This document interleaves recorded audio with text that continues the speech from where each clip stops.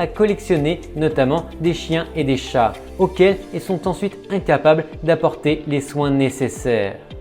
Les personnes souffrant de ce trouble ne se rendent pas compte que les conditions dans lesquelles elles gardent les animaux sont en fait une forme de maltraitance animale, car ils vivent dans la malnutrition, sans soins médicaux de base et au milieu de la saleté.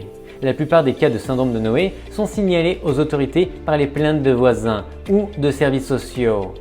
Il s'agit le plus souvent de femmes dont l'âge moyen se situe entre 50 et 60 ans, célibataires, veuves ou divorcées et dont le niveau économique est moyen ou faible.